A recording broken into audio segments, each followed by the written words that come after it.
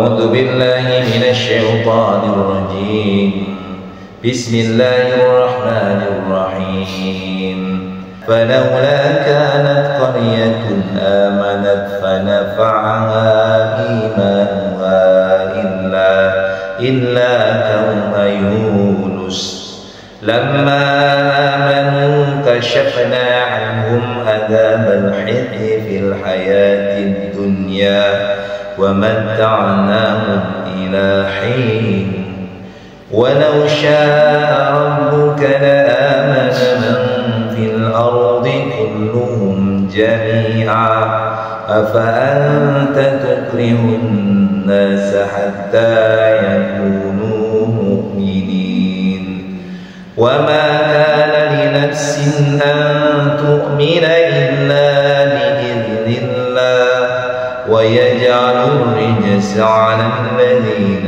لا يعقلون قل انظروا ماذا في السماوات والأرض وما تغني الآيات والنذر عن قوم لا يؤمنون فهل ينتظرون إلا مثل أيام الذين خلوا من قبلهم قل فانتظروا إني معكم من المنتظرين ثم ننجي رسلنا والذين آمنوا كذلك حقا علينا ننجي المؤمنين قل يا أيها الناس إن كنتم في شك من ديني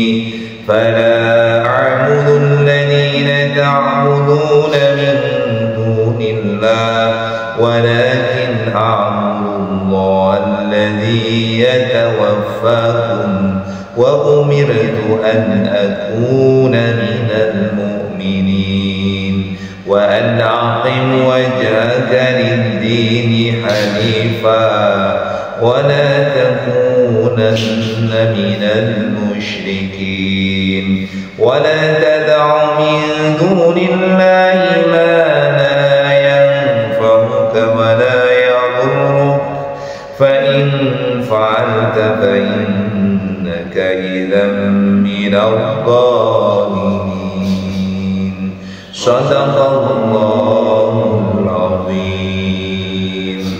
Nah, ini surat Yunus ayat 98 sampai 106. Nah, kita lihat ya. فلولا كانت قرية آمنت فنفعها إيمانها إلا قوم يونس. Mulai berbicara tentang kaum Nabi Yunus. Maka mengapa tidak ada penduduk suatu negeri pun yang beriman lalu imannya itu bermanfaat kepadanya selain kaum Yunus. Ini sebuah deskriptif namanya, menceritakan tentang bagaimana kaum Nabi Yunus itu menolak dakwahnya Nabi Yunus. Di kalimat yang itu.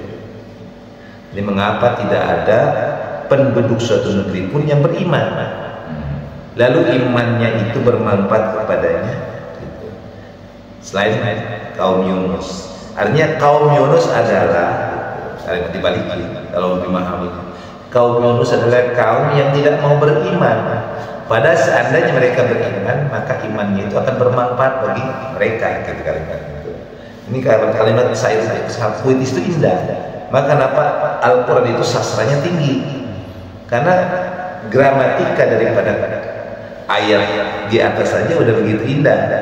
Jadi kalau kita nggak sedikit merenung atau merenung secara dalam, susah memahaminya. Gitu. Tapi kalau kita telah mendeskripsikan tentang kekafiran daripada kaum Yunus saja, Allah menggambarkannya dengan sastra saja yang indah.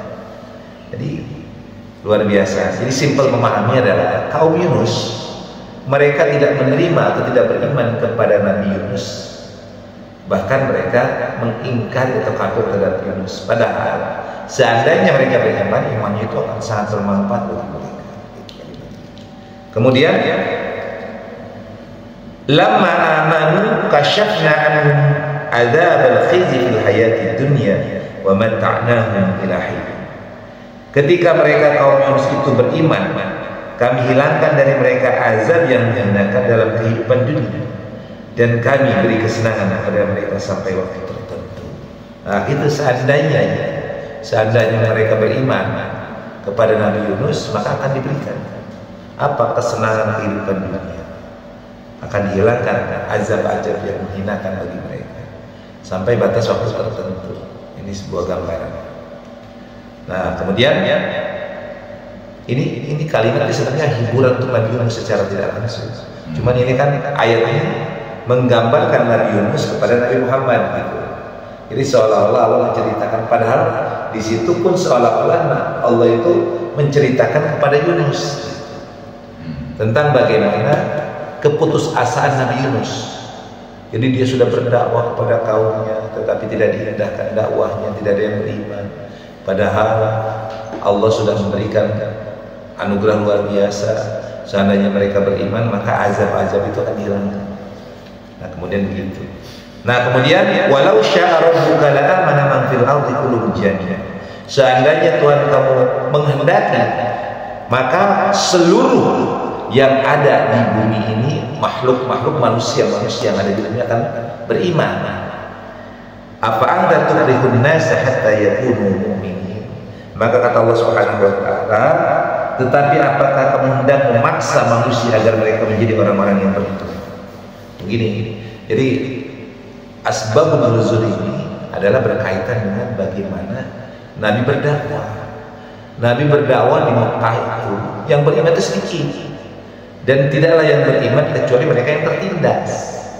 Hanya sedikit sekali orang-orang yang boleh dikatakan memiliki kekuasaan, memiliki cukup nama di Mekah yang beriman. Di antaranya misalnya Abu Bakar yang punya termasuk dipandang, kemudian Utsman, Umar, tetapi kebanyakan di antara mereka adalah orang-orang yang tertindas. Nah, kemudian di tengah keputusasaan Nabi berdakwah, mendakwahi pamannya nggak bisa, ya kan, mendakwahi Abu Lahab juga tidak tergeming, Abu Sofyan tidak bergeming juga, yang lain sebagainya tidak bergeming. Nah, Nabi akhirnya diberikan gambaran oleh Allah bagaimana kisah Nabi Yunus, yang Nabi Yunus memiliki kemampuan sangat luar biasa, dipandang sebagai orang yang cukup lumayan. Jadi Nabi Yunus kemudian berdakwah kepada umat dan kaumnya, tidak diindahkan juga dakwah. Maka kemudian nanti Nabi Yunus akan mengalami proses di mana ditelan ikan. Itu ada nanti akan dijelaskan. Kita belum sampai ke situ, kita arah ke sini.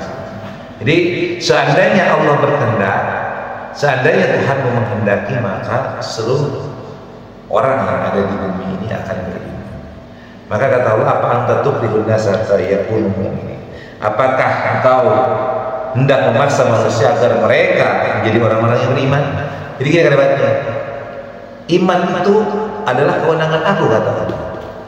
Engkau tidak akan mampu memberikan hidayah kepada yang kau cintai atau kau sukai.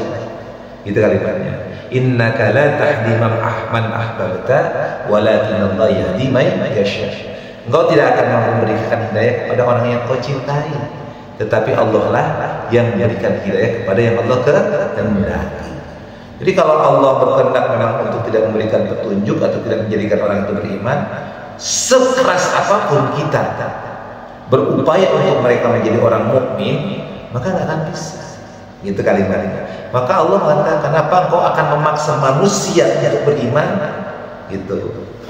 Jadi nggak boleh memaksakan kehendak, tetapi upaya secara maksimal harus dilakukan. Maka dakwah itu, maka saya bilang kemarin, dakwah itu sebenarnya tidak memaksa. Dakwah itu nggak boleh memaksa, karena dakwah itu dilakukan seorang mukmin kepada orang kafir, seorang muslim kepada non-muslim. Dakwah berbeda dengan orang yang sudah menjadi muslim, ada unsur paksaan di dalamnya.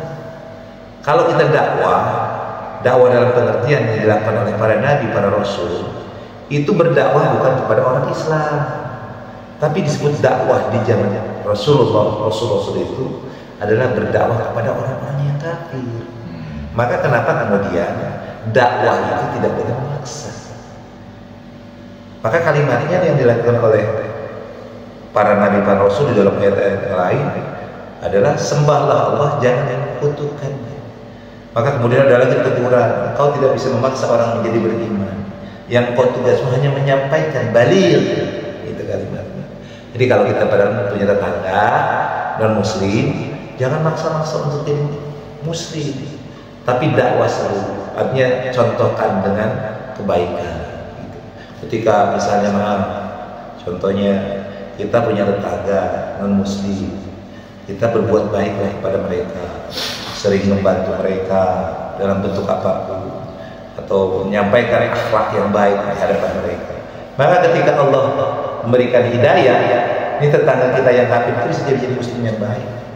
Itu sejak zaman Nabi sudah ada. Zaman Rasulullah sering terjadi. Yahudi, bahkan Arab Badui diberikan contoh keteladanan yang baik, termasuk Nasrani itu ketika diberikan contoh yang baik. Di dalam hadis itu kebanyakan Rasulullah menggambarkan tentang Yahudi yang masuk Muslim.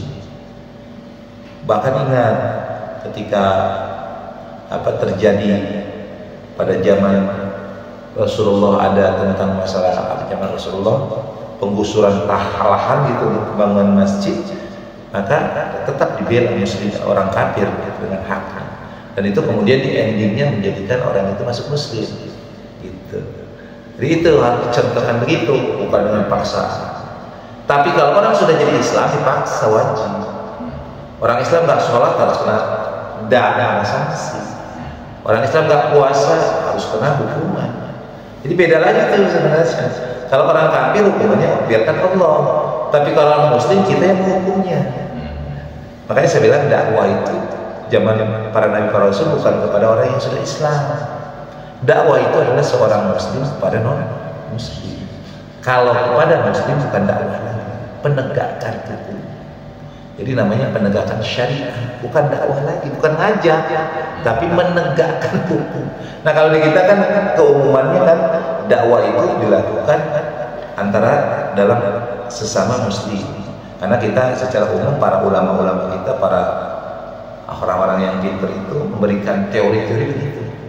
Jadi teori dakwah bagaimana menyampaikan kepada sesama muslim gini. Nah, kalau kepada kita bukan dakwah lagi. Padahal salah, bukan lagi nyeru, tapi paksa. Padahal mengajarkan, paksa untuk berjaga kalau dia sudah mampu. Nah dalam bahasa Al-Quran begitu. Ini bahasa Al-Quran, bukan bahasa para ahli kita. Kalau bahasa-bahasa dalam buku-buku pelajaran kan begitu, dakwah. Ada yang seolah-olah dakwah itu lebih fokus kepada sesama muslim. Kepada non muslim itu lah dinukum waliyadin gitu kan, begitu di sini ya. Kita nggak boleh lah ikrah fikih kepada orang non muslim, itu nggak boleh. Memang tidak boleh, tapi dakwah yang paling jelas yang dilakukan oleh para nabi adalah mendakwahi orang kafir. Kita nggak boleh mendakwahi orang kafir, salah kalian. Justru dakwah itu tahu orang kafir, seruan, menyeru. Kalau menyeru itu nggak ada memaksa kan. Padahal, yuk kita pergi ke kali nyari ikan. Kata orang, saya mah nggak mau, saya udah punya ikan di rumah, kan gitu kan. Nah kita menyeru, boleh kan kita maksa? Kita yuk, kita ke Epang. Nggak bisa kan, karena seruan dakwah, ajakan gitu. Nah dakwah itu adalah untuk orang-orang muslim. Tapi untuk orang muslim tegakkan syariat, nggak mau melaksanakan karena itu gitu. Kemudian dilanjutkan, wa ma kana nafsin an tu'mina illa biidznillah, dan tidak ada seorang pun akan beriman kecuali dengan izin Allah gitu. Wa yaj'alul rizqa 'alal ladzina la ya'qilun, dan Allah menimpakan azab kepada orang-orang yang tidak mengerti. Begitu kalimatnya. Jadi seorang itu beriman itu atas kehendak Allah, dan Allah menjadikan atau Allah menimpakan azab kepada orang-orang yang tidak mengerti, yang tidak menggunakan akal. Begini, kalian begini, orang-orang kafir yang mereka tidak menggunakan akalnya secara benar, yang mereka terjerumus ke dalam kemusyrikan, maka hakikatnya mereka tidak menggunakan akal. Ya, akal itu apa sih akal itu? Akal itu namanya akal itu pikiran. Ya, akal itu apalah taklun afala tafakkarun. Kalimatnya Allah menggunakan afala ta'qilun, la'allakum tatafakkarun, fikir dan al-aql. Al-aql dan fikir. Nah, kalimatnya fikir al-aql itu kan definitifnya juga karena dia adalah yas'aluna ka'anir ruh. Qulir ruh min amri rabbi wa ma utitu minal ilmi illa qalilan. Akal itu sesuatu yang subjektif, sesuatu yang gaib. Coba padahal akalnya kelihatan nggak mas saya? Nggak, pikirannya kelihatan nggak? Nah, yang dipikir ada di sini apa di sini? Kalau padahal berpikir begini apa begini? Tapi kalau ngomong di sini apa di sini? Hati apa kepala? Nah itu kan yang ruh namanya. Yang hanya para ahli itu menduga. Itu ada di sini, kita duga. Ya kan? Karena hati itu yang muqallibal qulub itu yang bolak-balik, yang sering diskusi itu kan di hati kita, bukan di sini kan. Tetapi ada sinkronisasi antara ini dan ini. Ya, dan ini besarnya otak itu berpengaruh terhadap kecerdasan kan. Ya, semakin sempit atau salah satu misalnya otak kiri atau otak kanannya bermasalah, kan ada masalah kan dalam berpikir. Itu kan. Jadi ini ternyata berkaitan dengan ini. Dan akal itu seperti itu. Ketika manusia misalnya terserang penyakit sakit kepala, dia nggak bisa berpikir. Ya kan, dia punya kanker di kepala, maka pola pikirnya kan jadi sempit. Nah itu. Jadi ketika menjelaskan tentang apakah akal, apakah pikiran itu adanya di kepala atau di hati, sering mana yang berpikir? Nah itulah yang disebut dengan rahasia Allah. Jadi bagaimana sirkulasi antara hati manusia dengan pikiran manusia begitu cepatnya sehingga sukar untuk refleksi. Itu kan.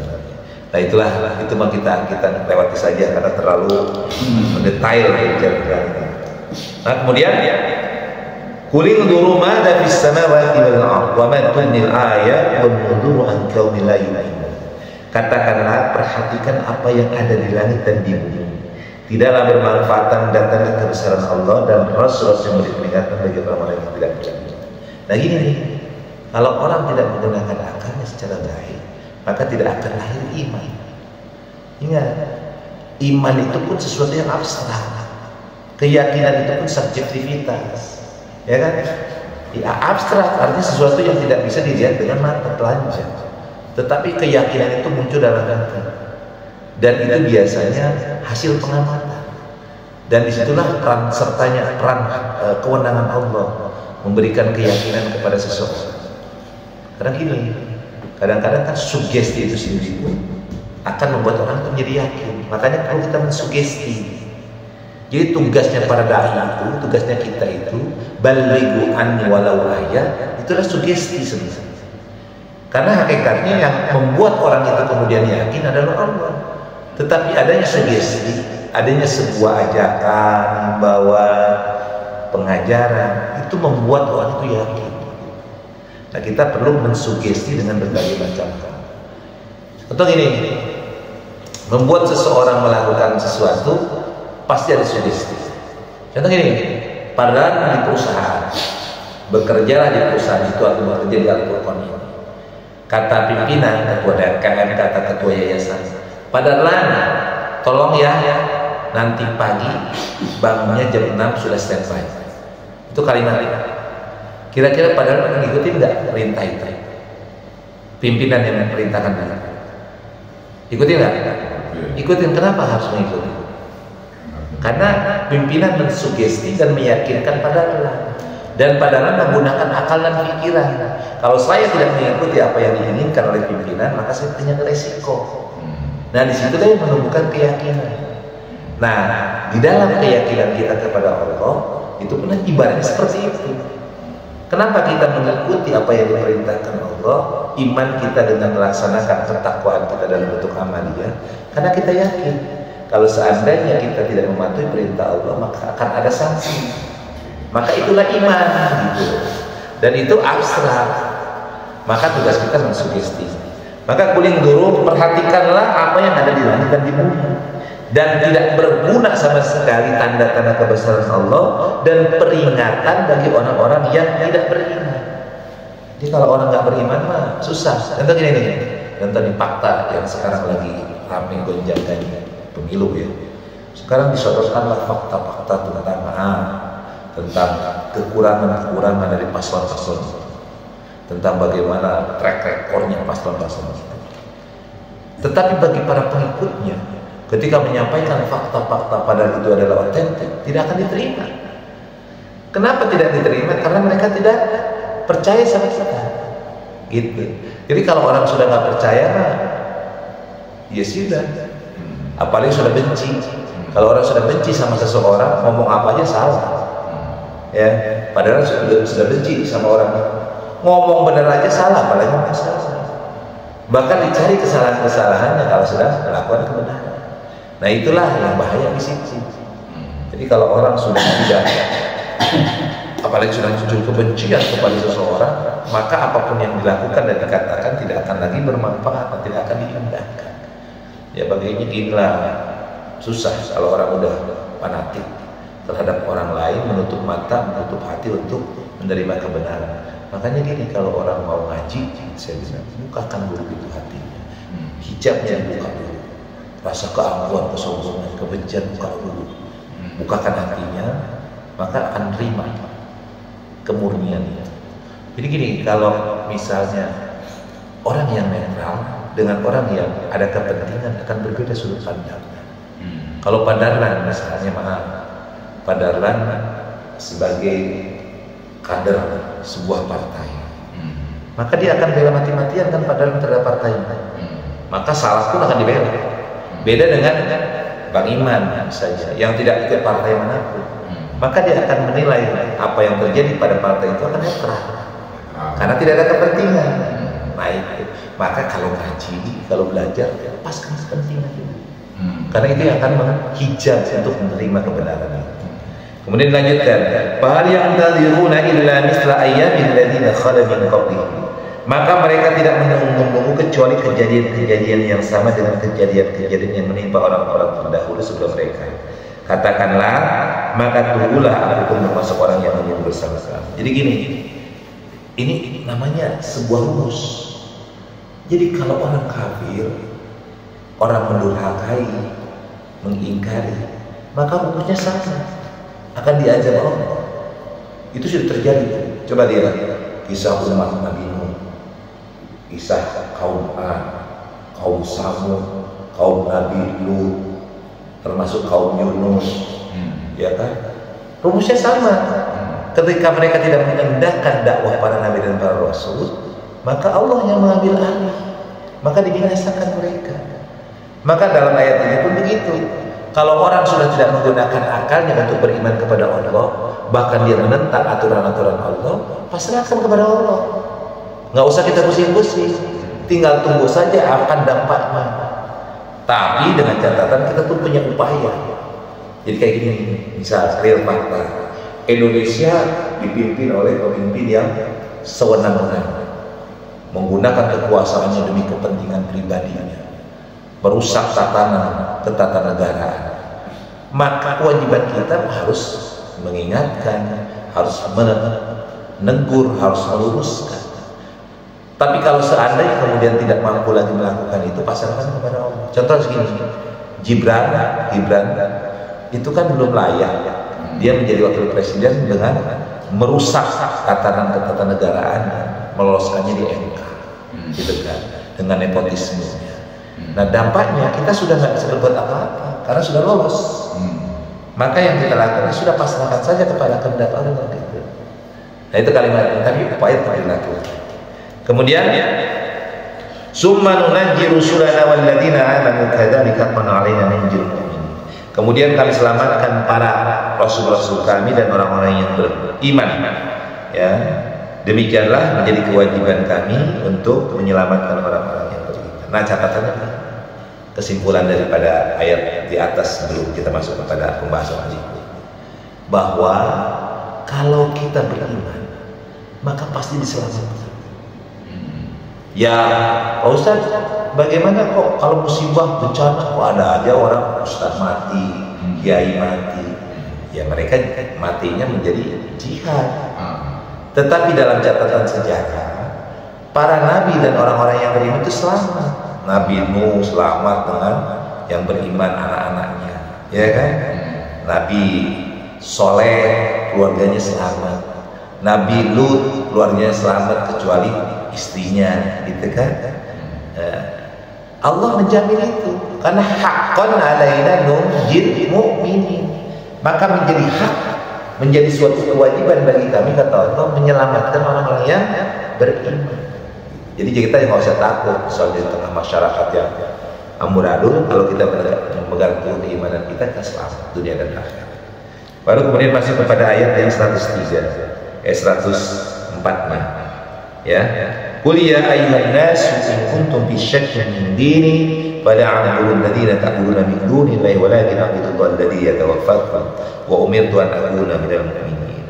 Wahai, katakanlah wahai manusia, jika kalian dalam keraguan tentang agama ini nih, agama Islam, maka kata Allah Subhanahu wa taala, maka ketahuilah aku tidak menyembah yang kamu sembah selain Allah, tetapi aku menyembah Allah yang akan mematikan kamu, dan aku telah diperintahkan termasuk orang-orang yang beriman.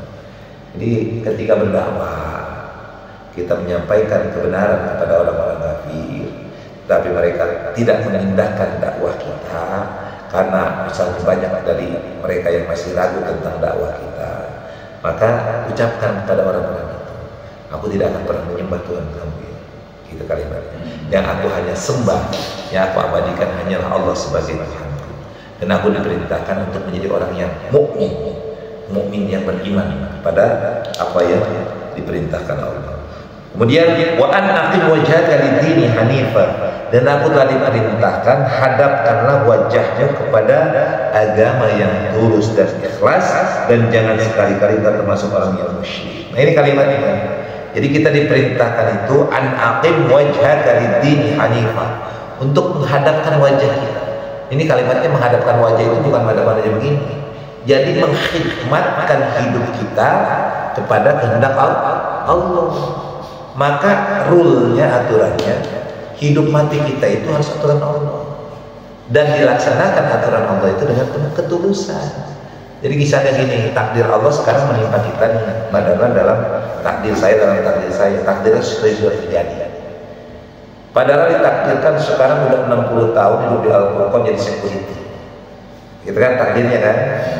Maka padahal walaupun begitu tetap bersyukur dengan apa cara bersyukur? Merawat potensi-potensi itu, meningkatkan potensi-potensi itu. Walaupun hidup misalnya pas-pasan lah apa adanya, kita bersyukur. Kita tetap jangan sampai melanggar aturan Allah. Nah itu karena kita diperintahkan menghadapkan, menghidmatkan diri kita kepada Allah dengan tulus. Jadi jangan sampai syak ragu dalam agama ini. Karena banyak orang yang ragu beragama. Saya sudah berdoa, tapi kok nggak pernah diijabah, ya kan? Saya sholat nggak pernah putus, ya kan? Tapi kok nggak pernah saya usaha saya lancar. Nah kadang muncul keraguan kan?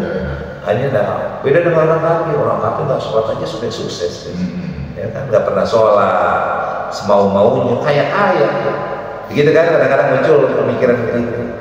Nah kita jangan sampai melihat sisi itu, karena ingat, kekayaan yang diberikan Allah kepada orang-orang kafir itu istidraj. Apa itu istidraj? Allah itu mengulur-ulur waktu, berikan kesempatan mereka menikmati hak-hak mereka, karena Allah itu Maha Rahman. Jadi Allah itu Rahman, mau kafir mau mukmin Allah berikan kenikmatan. Maka kelezatan dunia Allah berikan, silakan kau puas-puasin dalam kehidupan dunia ini. Wa ma lakum fil akhirati min khalaq. Tapi bagi engkau di akhirat nggak ada bagian. Beda sama kita. Kalau kita diuji dalam kehidupan dunia ini, dan ujian itu adalah pahala yang besar. Semakin besar kita diuji, semakin naik derajat kita. Jadi jangan salah kalau kita diuji itu. Dan ujian itu dengan berbagai macam hal. Bisyawin minal khawfi wal ju'i wa naqsin minal amwali wa anfus was samarat wa basyiris sabirin. Maka ketika kita diuji, sabar. Padahal ujiannya pasti banyak. Nah, sabar. Kata kuncinya wasta'inu bisabri was-shalah. Jadi sabar dengan sholat, dengan doa. Sabar. Kalau orang sabar apa sih? Ini orang sabar begini. Kalau saya cubit, kira-kira sakit nggak tangan kita ini? Saya cubit padahal saya kencang. Padahal kalau normal pasti teriak sakit, gitu kan? Tapi kalau orang sabar dicubit sakit nggak? Enggak. Sakit enggak. Walaupun di hati nangis, walaupun pedes di dalam kulit kita. Tapi kita nggak teriak sakit. Jangan pernah teriak sakit, tahan di dalam hati. Nah itu sabar. Tapi kalau orang ditimpa musibah teriak-teriak, ngeluh-ngeluh, dia nggak sabar. Nah itu bagaimana logikanya. Dan itu kuncinya. Kuncinya menghadapi musibah adalah sabar. Jangan teriak-teriak, jangan sampai atau melakukan tindakan-tindakan yang menzalimi diri sendiri. Itu kan urus kehidupan. Maka orang-orang yang beriman dengan orang kafir beda. Dalam kehidupan dunia Allah berikan kehidupan dunia untuk orang-orang kafir. Ya, berikan haknya, berikan sifat rahmannya Allah. Tetapi di akhirat akan dapat. Tetapi kita dijamin masuk surga oleh Allah nanti, tetapi perlu diuji. Dan ujian itu adalah dalam rangka layaknya surga mana kita nanti. Apakah cuma surga yang biasa-biasa saja, atau surga yang lebih al-araf, yang ditinggikan. Dan apa yang menimpa kita itu adalah pahala yang terus mengalir. Jadi gini kalimatnya, contoh kecil aja misalnya. Orang ditimpa sakit. Sakit itu dalam bahasa agama kita itu adalah pembersih dosa-dosa. Karena ada dosa yang tidak bisa diampuni dengan sekedar istighfar. Ada dosa dan kesalahan yang tidak dihapuskan hanya sekedar dengan minta ampunan kepada Allah. Dan dosa itu berguguran hanya dengan sakit. Maka kita harus yakin ketika sakit itu adalah sebagai penggugur dosa. Maka itulah perbedaannya kita dengan orang kafir.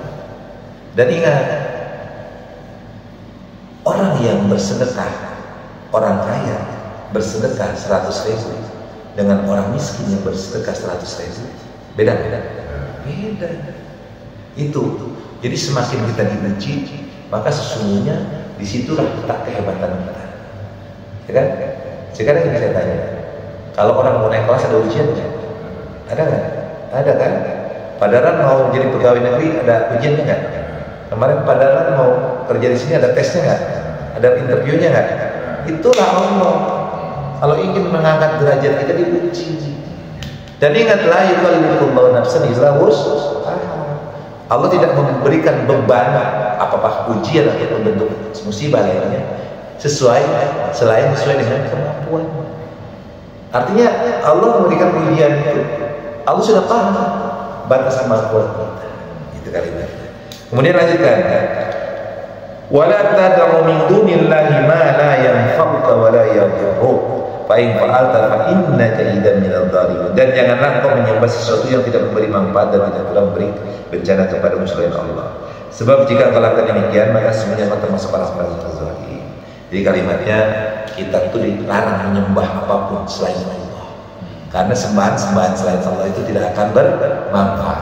Ini pada dalam kehidupan ini kan kadang-kadang menyembah itu, beribadah itu kan kita kadang-kadang bisa dimanipulasi dengan bentuk-bentuk ismi, keyakinan. Misalnya kadang-kadang kan apa zaman sekarang demi uang, demi kepentingan, orang rela-rela melakukan perbuatan-perbuatan disogokkan, disuapkan gitu kan. Sehingga kadang-kadang ini pekerjaan, hobi, harta, kecintaan itu bisa menjadi Tuhan. Disembah itu artinya dijadikan buah pikiran, buah harapan, buah hayalan. Nah itu dilarang oleh Allah. Menyembah, beribadah, mengabdi kita hanya kepada Allah. Saya mengabdi di pekerjaan saya, bukan mengabdi sebenarnya. Makanya gini, harusnya diluruskan dalam bentuk pekerjaan itu bukan pengabdian sebenarnya. Jadi yang disebut dengan bekerja itu adalah kita melakukan sesuatu sesuai dengan kemampuan dan kebutuhan yang diperlukan. Kadang-kadang gini nih, di pekerjaan saya sering mengalami. Jadi di perusahaan itu kadang-kadang menganggap pekerja itu bagaikan budak. Jadi dia bisa mengatur urusan-urusan pribadi. Padahal nggak boleh. Kalau orang misalnya dipekerjakan yang dibutuhkan adalah tenaga kemampuan di bidang teknologi, jadi montir misalnya, maka sebatas itu nggak boleh berlebihan. Kalau Padalarang diminta bekerja di Al-Furqan hanya untuk mengamankan wilayah Al-Furqan, maka hanya itu yang diservis oleh Padalarang kepada Al-Furqan. Al-Furqan tidak boleh mengatur selain itu. Nah itu, maka pengabdian kita kepada pekerjaan kita itu adalah bentuk profesionalisme dan tidak boleh berlebihan. Gitu. Maka ada kewenangan. Kayak saya misalnya, saya di sini hanya diminta untuk jadi imam rawatib, misalnya sholat, gitu. Maka kewajiban saya hanya sekitar itu. Dan Al-Furqan tidak bisa menuntut saya hak-hak yang lain, hal-hal yang lain. Walaupun saya mampu, gitu. Karena hanya itu. Nah itu disebut dengan profesionalisme di dalamnya. Nah dalam sistem pekerjaan kita menggunakan itu, bukan mencampur segala urusan. Karena di perusahaan begitu sampai urusan pacaran, urusan rumah tangga diatur-atur oleh perusahaan. Nah itu nggak boleh begitu. Itu lewati batas. Kesimpulannya jadi yang pertama bahwa ketika kita dalam kehidupan ini kita harus mengingatkan berdakwah dengan cara yang baik kepada orang-orang muslim. Tetapi terhadap orang yang sesama muslim kita harus mengingatkan dalam bentuk arti bahwa penegakan hukum di dalamnya harus dilaksanakan. Kemudian yang kedua, harus tumbuh keyakinan. Hidayah itu milik Allah. Karenanya kita harus selalu minta hidayah kepada Allah untuk kita, untuk keluarga kita. Lalu yang ketiga adalah berkaitan dengan bahwa keyakinan kita jangan pernah ragu terhadap agama kita. Agama Islam, agama yang menyelamatkan dalam kehidupan dunia dan akhirat. Ada yang sampaikan memang? Cukup ya. Alhamdulillahirabbil alamin.